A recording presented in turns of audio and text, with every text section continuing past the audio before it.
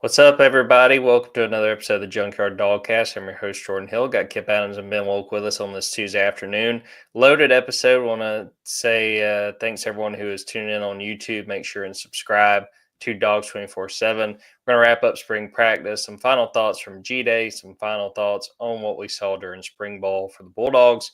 We're going to preview the transfer portal window ahead of it opening on Wednesday.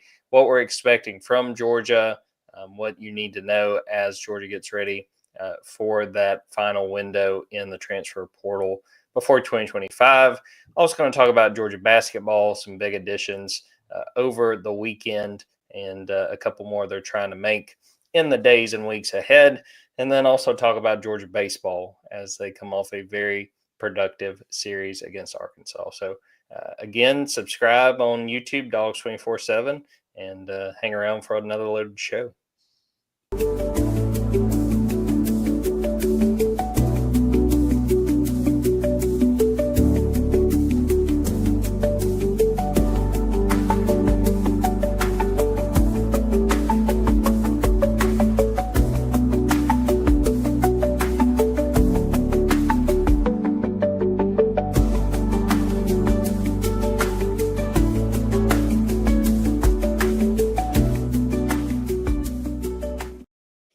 Welcome back, everybody, to another episode of the Junkyard Dawgcast. I'm your host, Jordan Hill. Got Kipp Adams and Ben Wolk with me on this Tuesday afternoon as we put a bow on spring practice for the Georgia Bulldogs. We're going to talk about G-Day. We're going to talk about spring practice as a whole.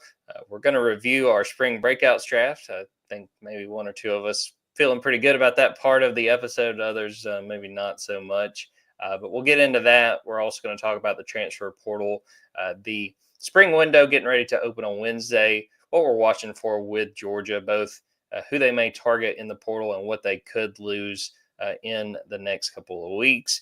We'll also talk about Georgia basketball, two big additions over the weekend, and talk about Georgia baseball, a very productive series at home against number one Arkansas. But let's start with G-Day, and let's go in and talk a little bit final thoughts there. And I'm going to start with you, Kipp, because Ben and I had the instant reaction episode on Saturday night. So what stuck with you from that G-Day game and what, has sort of stuck with you in the days since that scrimmage on Saturday afternoon?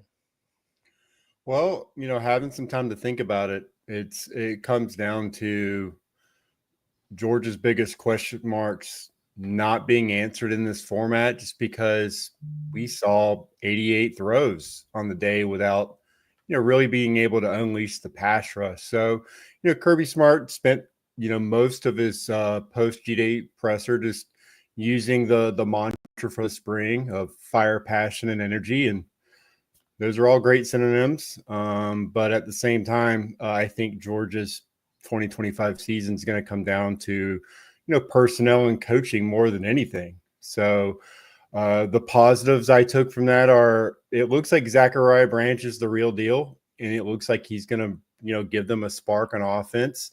From the post-game, interviews, it looks like Lawson Lucky is going to be one of the more vocal leaders in that room, which is something that, they kind of they need for sure. After last year, you got a lot of the commentary of them, just not having that same connection as they had during their championship run. I think Lawson kind of, it seems like he's taken that next step and trying to bring that back to the program.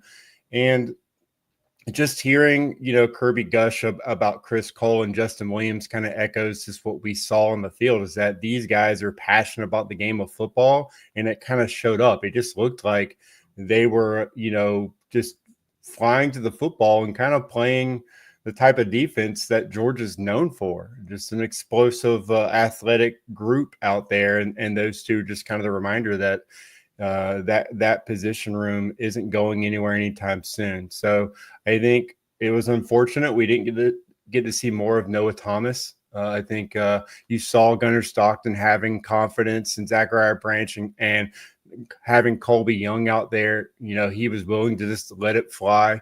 But being able to see all of the pieces together would have been nice.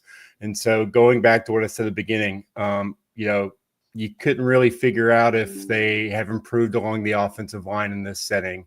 And they're coming off a bad season. They're losing 4 starters. So we don't really have a good feel. Plus you have, Monroe Freeland, guys banged up. You don't have the full unit out there. And then at the same time, the defensive line in this situation, you can't really tell if they're able to stop the run well in this setting either. So it's something that we're not going to know going into fall camp if they've gotten better at the line of scrimmage and gotten back to the way, they were before. But offensively, you saw the spark. It looks like they have some weapons in that room. And that is the biggest positive you could take from this, is that Gunnar Stockton knows he has guys he can trust down the field. Yeah, I mean, you hit on a lot of the big things for me, Kipp. I mean, I wrote about this on Monday that right now I kind of feel like deepest position on offense, wide receiver, and deepest position on defense, inside linebacker. I mean, what they've done at inside linebacker, Justin Williams and Chris Cole would be your starters for a whole lot of teams across the country. So good news there. And the point, too, the question about the trenches really on both sides of the ball for Georgia, one, we didn't have them answered. And in part with the offensive line, it's kind of a difficult situation this spring. Monroe Freeland can't go. He's probably your starting left tackle. Daniel Calhoun gets hurt. That's probably your starting right guard. But you look at the path ahead and specifically the schedule, we're still going to have these questions going into the SEC opener at Tennessee, because you open with Marshall, a team that I think is going to take a big step back with everything it lost in the portal after a coaching change this offseason when Charles Huff going to Southern Mississippi. And then you got Austin Peay. So, it's not going to be an opportunity early on to kind of see where the lines of scrimmage are for Georgia. But again, it'll just be something to follow as they get into the season and see how guys step up. I want to mention, too, because Ben and I talked about some of the explosive plays on Saturday, and a piece that's kind of been stuck in my head. I'm going to write about this Tuesday afternoon. As much as there is reason to be excited about some of these newcomers and some of these guys who have been in Athens for a minute, played really well in that scrimmage on Saturday. Colby Young, who Kipp mentioned, had 1 touchdown, nearly had another. London Humphreys with 2 touchdowns, maybe would have been the MVP just with how he played. And then a guy that I don't think I mentioned on Saturday, Dylan Bell, had like a 46-yard catch, deep shot with Gunnar Stockton. And Dylan Bell's kind of that piece I think could be overlooked just because of all the new faces and some of the other guys. But that guy's going to be a weapon on this offense. I think he's someone that Georgia fans shouldn't take for granted going into the rest of this offseason. He's a guy that I think is going to make a lot of plays, both at receiver and maybe getting a little bit of run at running back once we get into the season. All right, Ben, what about you? Anything that sort of stuck with you from G-Day? Any parting thoughts on what you saw in the spring game? I think Kipp hit what I would lead with too. I mean, just you look at the receiver room and you look at what feels like it's almost like they've built a basketball team at wide receiver where you've got all these different types of wide receivers that do these different things. And I think, if I were to predict what I think this Georgia offense looks like this year, I think it's going to be trying to find a lot of one-on-one matchups that you like on the perimeter and letting Gunnar Stockton send the ball down the field. I think Gunnar's strength is accuracy on his deep ball down the field. I think that he is the type of guy that is going to give his guys chances, and he recognizes those matchups as well. I mean, you saw it, Zachariah Branch, Dylan Bell, Colby Young, CJ Wiley. I know, he was in a matchup, and that wasn't just Gunnar Stockton either, but I mean, he was in a matchup with a walk-on corner. And I think that anytime that Georgia recognizes that they have a favorable matchup in a one-on-one spot, Georgia's going to be sending it down the field this year. I really think that that's what this offense is going to look like. And I think that the way that they've built the wide receiver room allows them to find some unique mismatches and, depending on the week and depending on the opponent. And so I think, it sets up for some fun, explosive plays, I think, this season for Georgia on offense. It's something, too, that to the point you were making with the receivers, we talked to Sokovie White during spring, and he pointed out basically how unfair it is to have, you can have Colby Young on one side of the field and Noah Thomas on the other, and just trying to force defenses to slow that down. I mean, I think there's great opportunity there in the passing game and what these receivers can do. And I think a lot of the pressure is going to be on Gunnar Stockton, because I think that you could look at last year's receiver core and how the offense struggled with Carson Beck, and you could put a lot on the receivers. Now, you need to keep these guys healthy, and you got to keep these guys on the field, but no one's going to say that Georgia did not upgrade wide receiver this offseason. So it's going to be a lot of pressure on Gunnar Stockton to live up to this moment and be able to make plays with these guys. All right, guys, I want to look kind of bigger picture over the spring and maybe talk just briefly about what you feel like you learned about this team. We hit on a lot of it, I think, just then, talking about the takeaways from G-Day, but something I'll get started with and then turn it over to you guys. I feel a lot better about Georgia's run game, even though we didn't see a ton of running the ball in that spring game, because we knew going in, hey, Nate Frazier's your number one back. Now, the question behind that was who is up next, which was a little bit complicated because Roderick Robinson and Branson Robinson weren't able to participate in practice. But I really liked what we heard the entire spring about Bo Walker, a true freshman who, you never know how those guys are going to handle their first spring, how much of a learning curve they're going to face. But he did a fantastic job, and I thought looked really good in the spring game as well. And then a guy that it seemed like to me came on in the last few weeks, Chauncey Bowens, a sophomore, just like Nate Frazier. I thought he looked really good. Ben's talked about it before, how much it seems like they want to involve him in the passing game. Showed that in the scrimmage, has really nice hands. I think if you're Georgia, even a conversation we're going to have a little bit later on the show about the transfer portal, I think coming into spring, there was the idea they may go in the portal to get help. I think based on what we've seen, that's not something that Georgia needs to do. I think they're just fine with what they've got with Nate Frazier, with Chauncey Bowens, with Bo Walker, with Cash Jones, and you hope that the Robinsons get healthy and can help you there as well.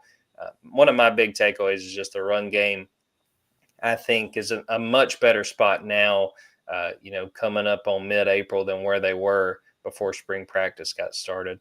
Ben, what about you? Is there any particular thing, big takeaway from spring that sort of sticks with you? Well, I don't know that this is a final answer yet, but it feels like Ja'Cory Thomas has weathered some of the transfer. I mean, you bring in 3 transfers, you probably are a little bit worried for your job. You're hearing from your coaches a little bit, even if they're not saying it out loud, saying, hey, you got some work to do or some strides to make this spring. And, he was out there with the ones to start the game. Is that an indicator that he's going to be with the ones in the fall? I don't think that that's decided yet. And I wrote about this at Dogs 24/7. Like, one of my biggest questions coming into spring is, what does the safety situation look like? What is the caliber of play? What do the rotations look like? Who gets involved given the names that they brought in at safety? I don't know that I leave spring with a ton more answers. Like, I think, as of right now, I'd say Ja'Cory Thomas at safety, Janelle Aguero at star, but I think there's still competition going on there. And I think that there's a long off season and then the fall where any of those names, Jaden Harris, Adrian Maddox, Zion Branch, like they've all made plays throughout the course of this year. They could emerge as factors in this rotation, or they could not. And Georgia could really stick with status quo, guys that have experience in the program and have been on the roster for a while. I guess what I learned is that I'm still going to be asking questions about safety all offseason and going into the fall. And like you said, Jordan, are we really going to know until week 3? And how do we even know who Tennessee's quarterback is going to be week 3? So do we really even know if by week 3 we're going to have perfect answers about what Georgia's secondary looks like? And when I say secondary, I'm really talking about the back end more, because I think the cornerback situation is in a really great place right now. I thought Daniel Harris had a great day on Saturday. We obviously haven't gotten to see Dalen Everett, but I don't think that there's really any questions about Dalen Everett at this point, the way that there were a year and a half ago. And you've got 2 guys in DeMello Jones and Ellis Robinson that got run with the first team defense on Saturday. And I think that you look at those 4, you're feeling pretty good at cornerback, even if you have a guy go down or even if someone starts going through some midseason struggles. But that back end, what does that look like? If that group is good this season, I think we're going to see a really, really good Georgia defense this season. But that is still an if to me. And I'm not sure what that's going to look like. Yeah, I think it's a fair point on safety, and I think it's a competition that may go into the season. There's been plenty of times that they have rotated guys, and I'm glad you brought up cornerback too, because I think Georgia's sitting pretty there. Daniel Harris, I thought was very impressive at G-Day. I feel confident in Dalen Everett and Daniel Harris starting, but that you'll see a rotation. That those guys like Ellis Robinson and DeMello Jones will get some run, but I like where they are at cornerback. I know fans have been upset. Every time we post anything on the Junkyard, it's, where's Ellis Robinson? What's going on with him? I think he's trending in the right direction, but he's got some darn good corners ahead of him, and I think we'll see a lot of them once we get into the season. All right, Kipp, bigger picture with spring now in the books. What has sort of stuck with you? What do you feel like you learned about this team over the course of March and April? That they found a home for Ernest Green. Coming off an up and down 2023, or 2024, where, you didn't really see that high level left tackle play. Like in 2023, we were talking about, is he going to be a guy that leaves early for the NFL draft?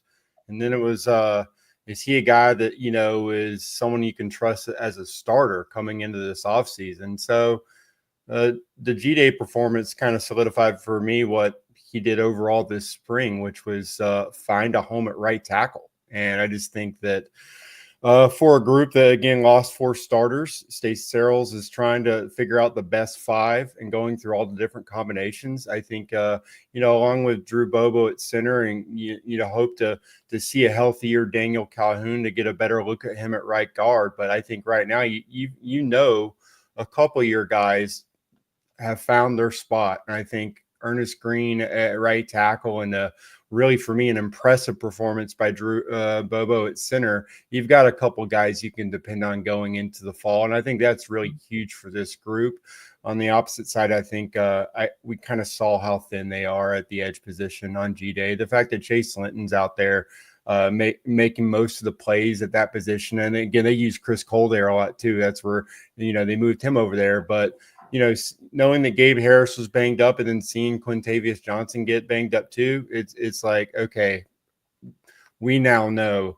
I mean, you mentioned we're going to talk about it later on in the portal, but we know that position group is not where it needs to be depth-wise for Georgia going into the summer. So I think it's good to get clarity. I mean, that's what the spring is really for, when you have an ability to add to your roster during this spring portal period, and now knowing, okay, this position group looks pretty solid, but at the same time, this position group, now we've answered that question of, do we need to go get some help? And I think Georgia knows they need to get more help at the edge position, and maybe even a guy that can play edge and defensive end for them.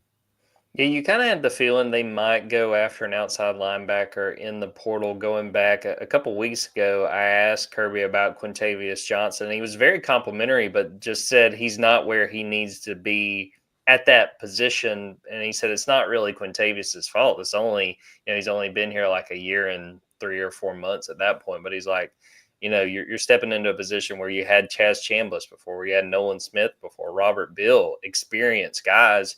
And Quintavious just doesn't have that experience. And then, as Kipp mentioned, Quintavious winds up hurting his ankle during that scrimmage, so he doesn't get very much run in that G-Day game.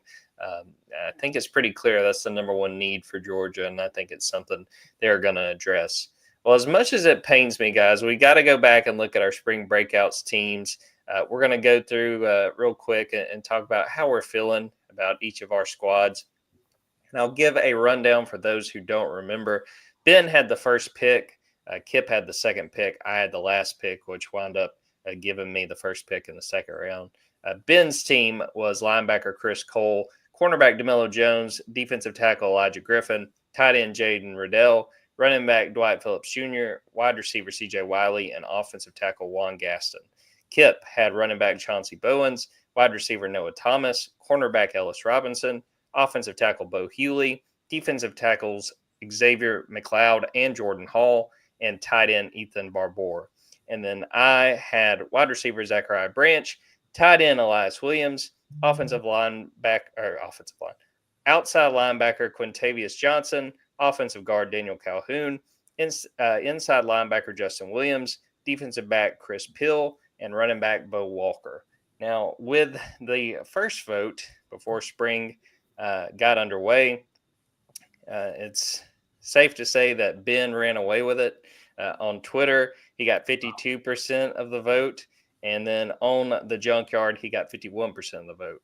Wow. He kind of dominated in both areas. And I hate to say it, Ben, but I think you're in position to do that again. But you think listening to y'all's teams go through, I feel like I don't know. I like both y'all's teams more now that I've listened back to them.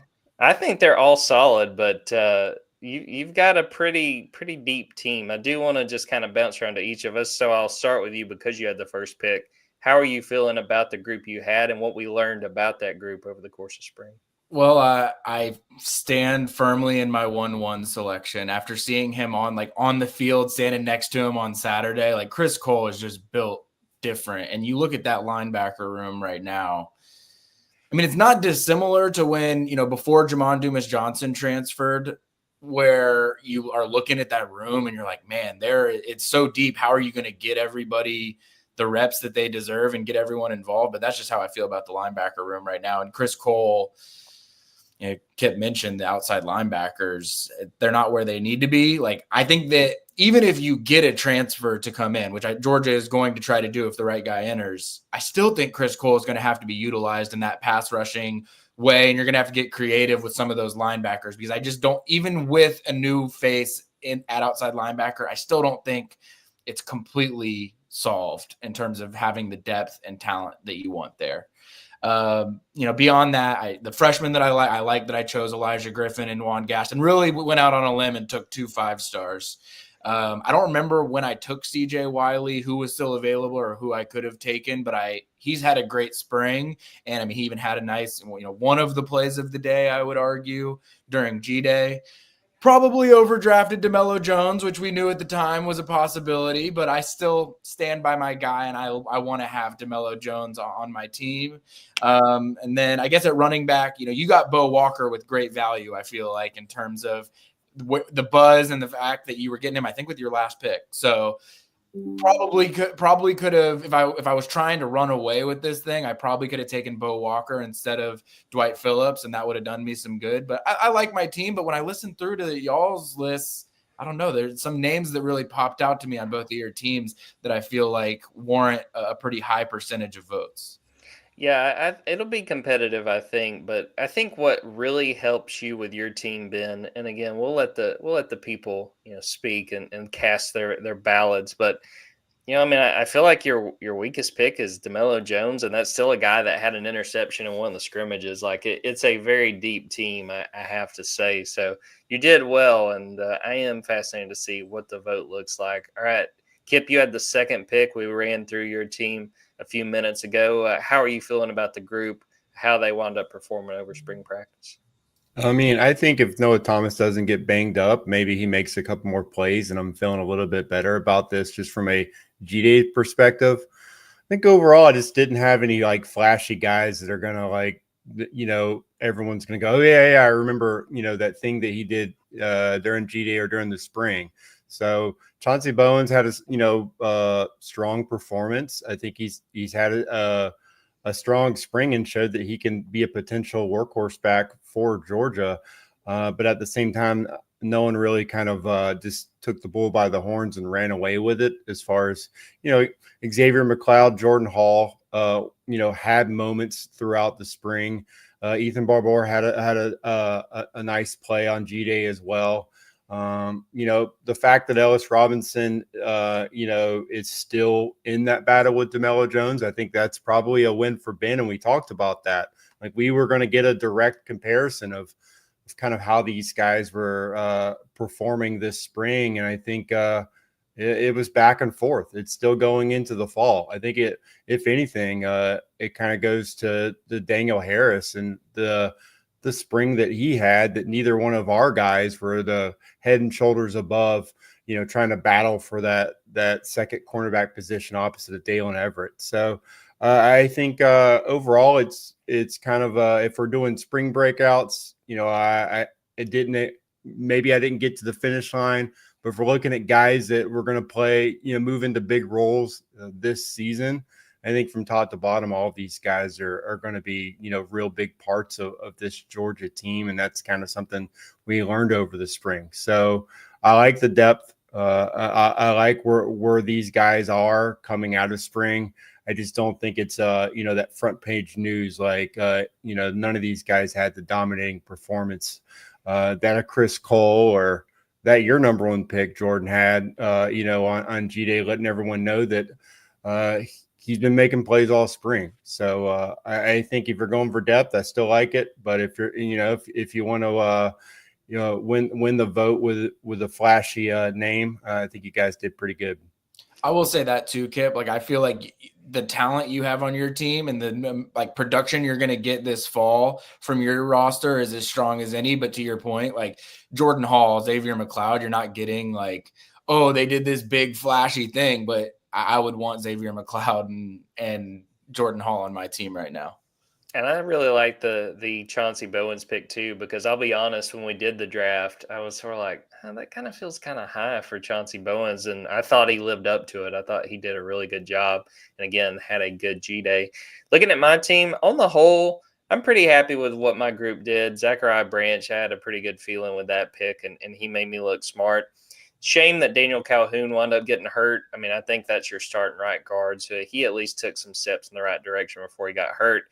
I mean, probably the defensive MVP of G-Day, Justin Williams, team high 9 tackles, had a fantastic performance. And then Ben hit on my best pick, which was my last pick, which was only because that was basically the only person left, and Bo Walker, who, deserves a lot of credit for how he performed over the course of spring.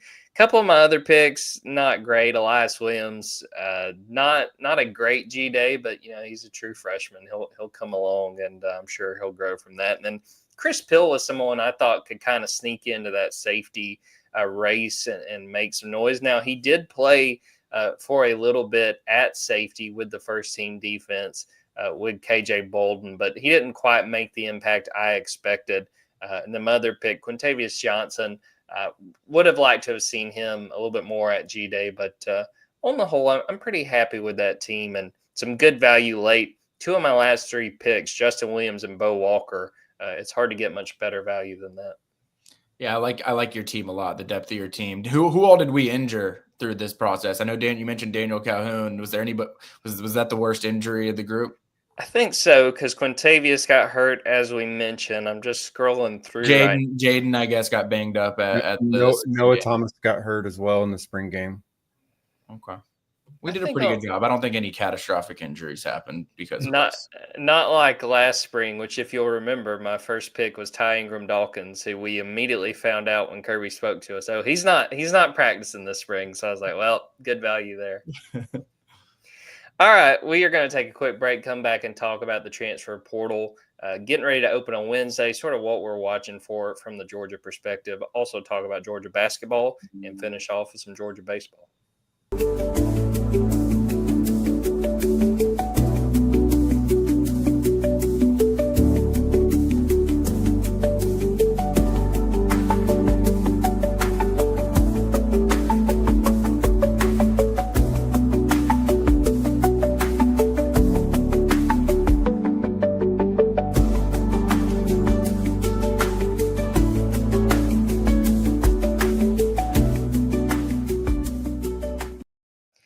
All right, guys, Wednesday will be a busy one for college football teams across the country with the transfer portal officially opening. It'll be open from April 16th to April 25th. I don't know if y'all had the same sort of sensation I had in the last 24 hours, but it kind of feels like the portal's already open with the amount of guys who are announcing and what we've learned who is intending to announce. Now, all eyes are on Georgia around Athens because of the portal opening, trying to get some feel and understanding of what the Bulldogs may do as they prepare for the 2025 season. I'll set you up, Ben. What's sort of your expectation? What are you watching for as far as what Georgia may do as it scopes out the transfer portal in April?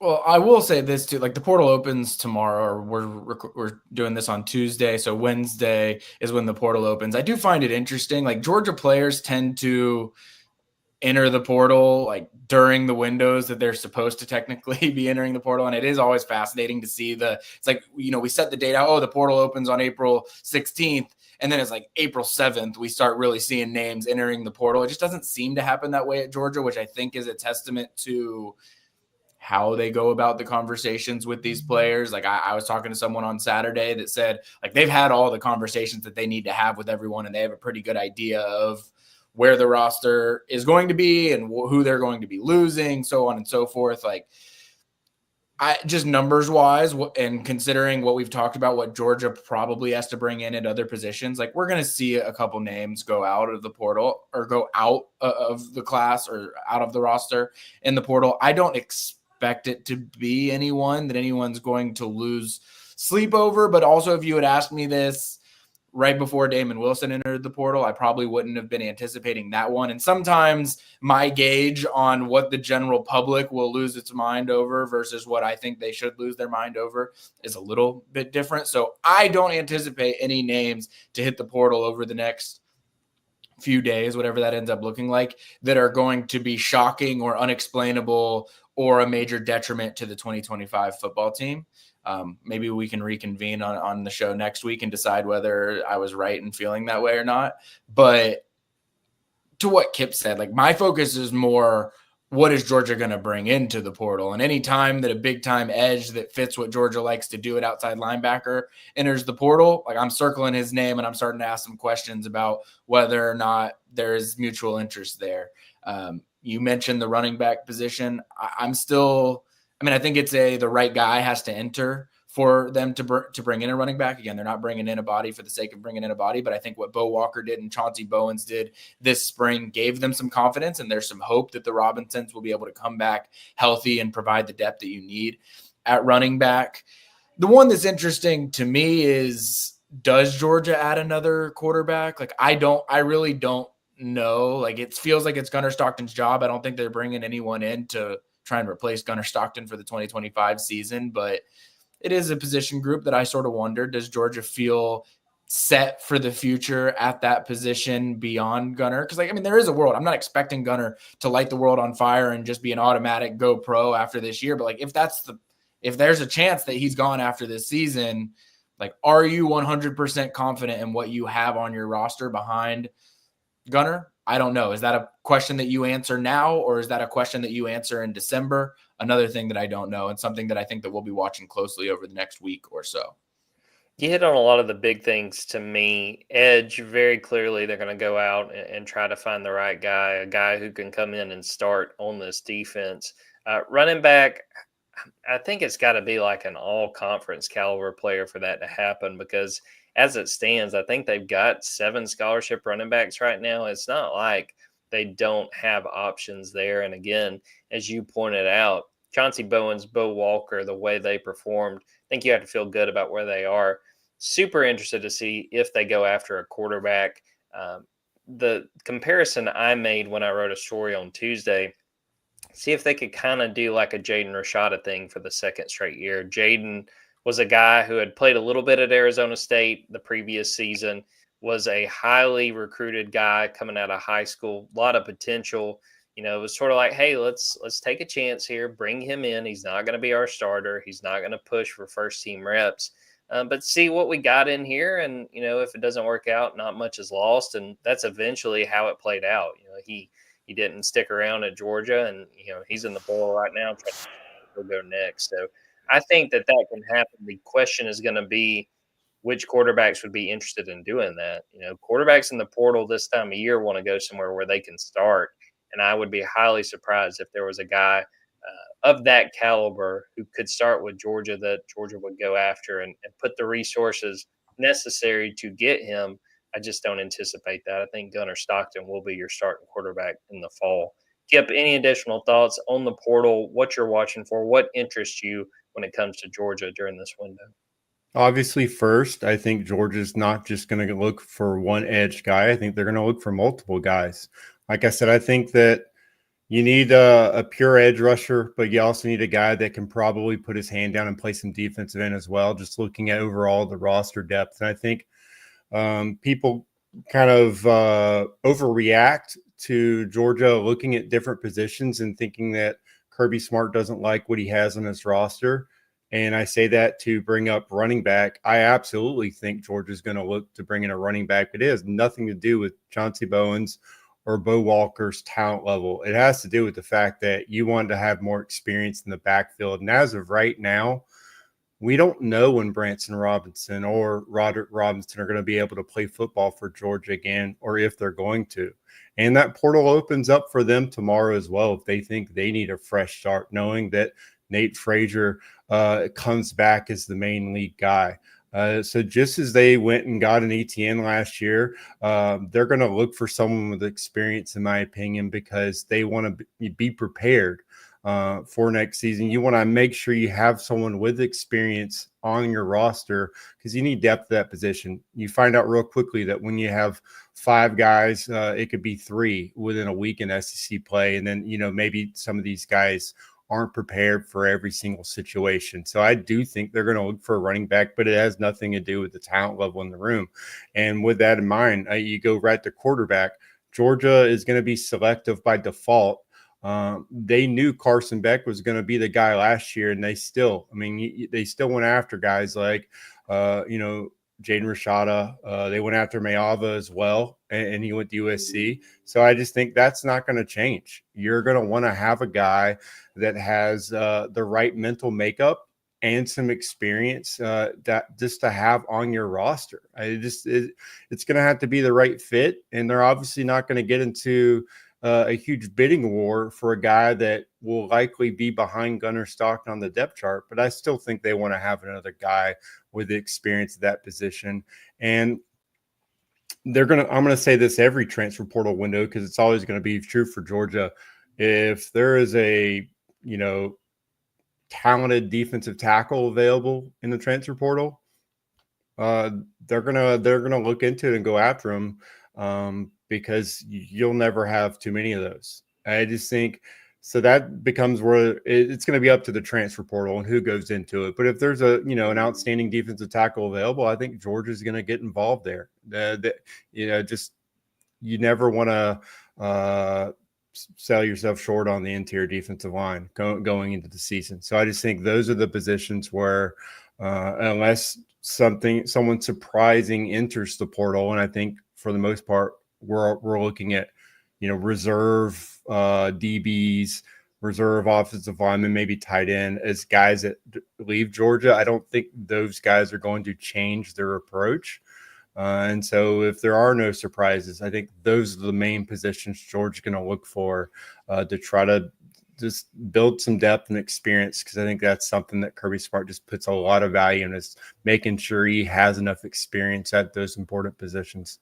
Yeah, you hear him pretty much every spring talking about, we have no depth at whatever position he's talking about. And that's just sort of the nature of where college football is now. And to Kipp's point about running back, think about 2 years ago, early in the season where they had injuries. And that was when we first saw Dylan Bell play some running back. It can happen very quickly where all of a sudden you're down on the number of ball carriers you have.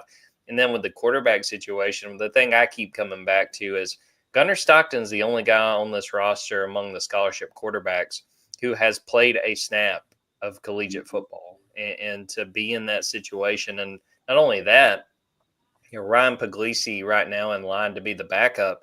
He's got 2 true freshmen behind him, and one of them was Ryan Montgomery, who was very limited during spring practice as he comes back from his torn ACL. So it'll be something to watch for sure. Again, stay glued to dogs247.com these next few days as the portal gets underway. I'd also shout out with our national network, Chris Hummer and Matt Zenitz have been doing a fantastic job. And I'll say this too, if y'all are on Twitter, go turn on the notifications for Chris and Matt. They've been popping off while we've been here recording, and I know that's going to be the case going forward as well. All right, guys, kind of an overlap between football and men's basketball getting ready because of transfers. Georgia men's basketball minute. Georgia has picked up 2 guys in the last few days. It started on Friday with Wofford guard Justin Bailey, a guy that I think there's plenty of reason to be excited about getting a chance and going to sit down and write a story on Tuesday afternoon. Sat down and watched some of his highlights from his time at Wofford.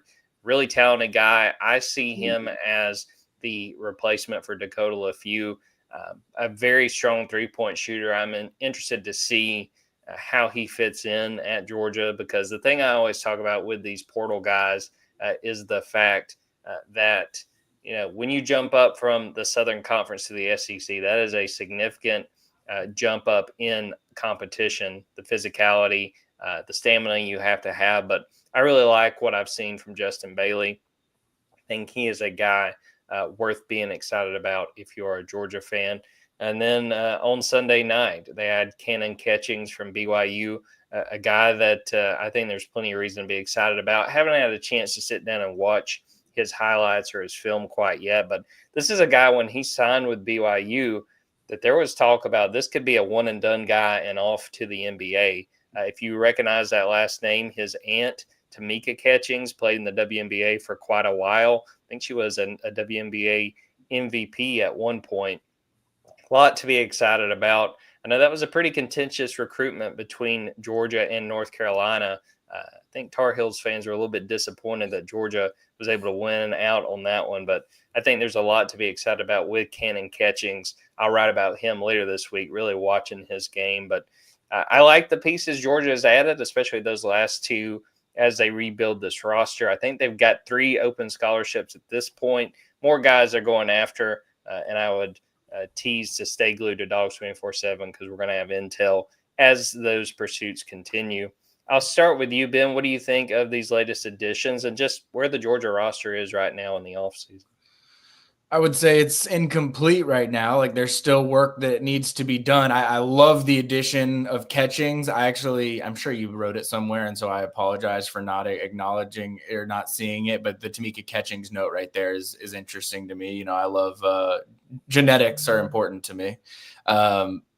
Someone that Georgia really, really wanted. And that's what's the most important part of this to me is when you're losing guys to the portal in basketball, we know that you essentially have 1-year rosters is how I view basketball, or how basketball has been the last 3 years. And so you're going to have almost a completely new roster. Not entirely. I mean, Georgia did a great job to hold on to certain pieces, or has done a good job to hold on to certain pieces, but you're looking at a completely new roster. And so I think what's important is not so much what you're losing, because you almost should expect at this time that your best players are either going to go to the draft or go to the portal, because that's just the way basketball works. And it's a matter of you doing the evaluations and determining what does your team need to upgrade. And, I think Catchings, you lose Asa Newell, you need an athletic power forward type that can stretch the floor a little bit.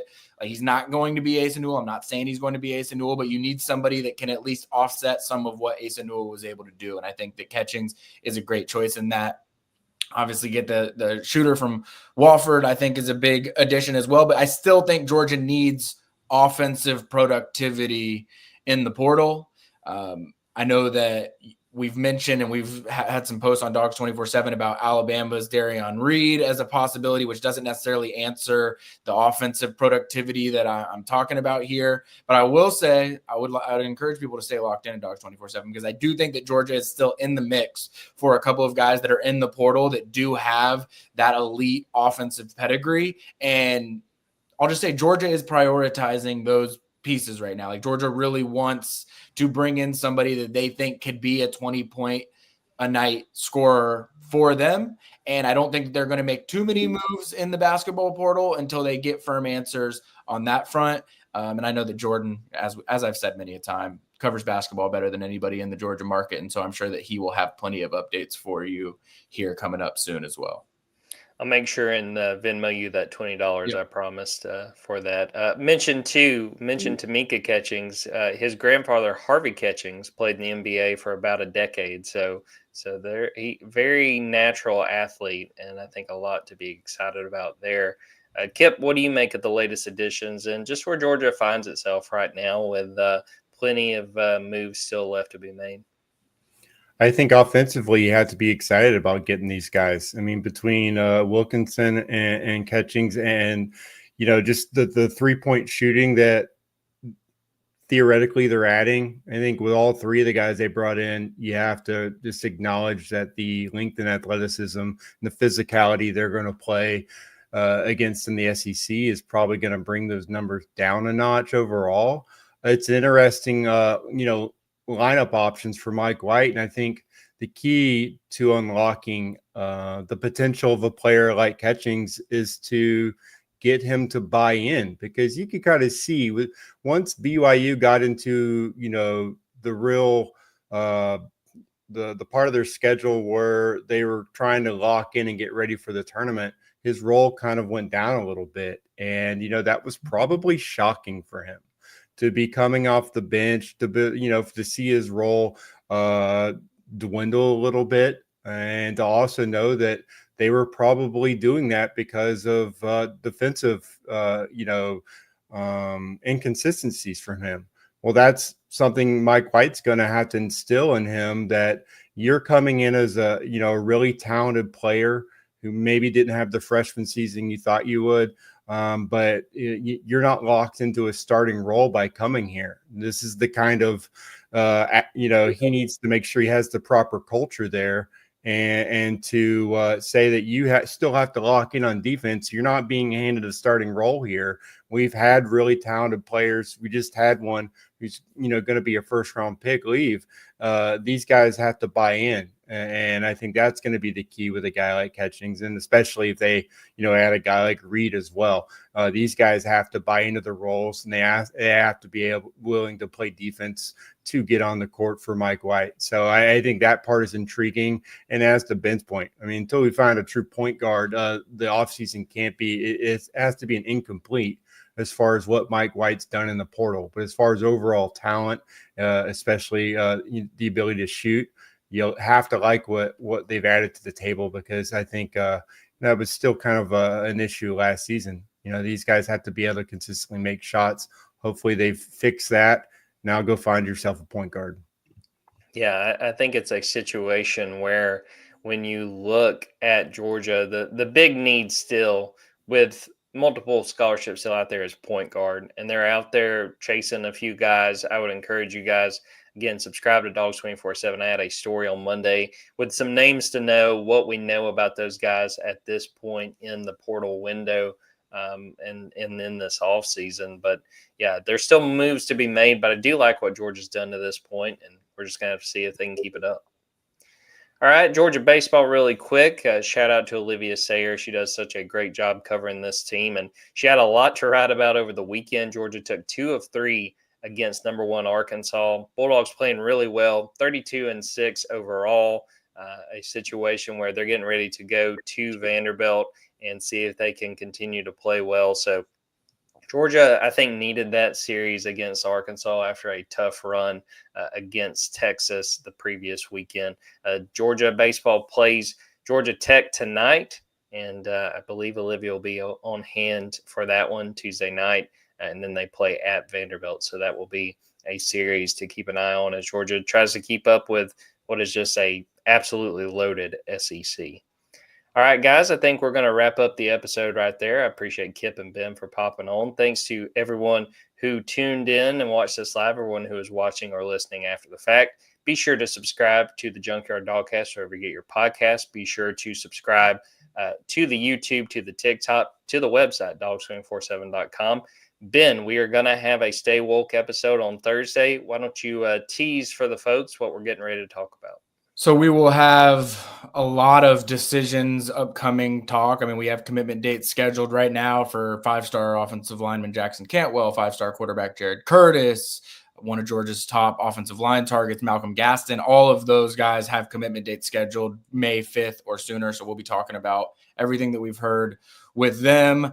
I don't want to tease a guest yet, because I still want to get that confirmed and locked down before we do the show on Thursday, but hopeful that we will have a new face that people will be interested in, just because of some news that happened over the weekend as well. So maybe that tease was a little bit of a tease, but we'll tune in on Thursday to see if we actually got him locked down. Excited to record that one, and I hope you all will tune in for that. I think it'll be another fun episode. Well, we'll finish it up right there. For Kipp Adams and Ben Wolk, I'm Jordan Hill. Until next time, take care, everybody.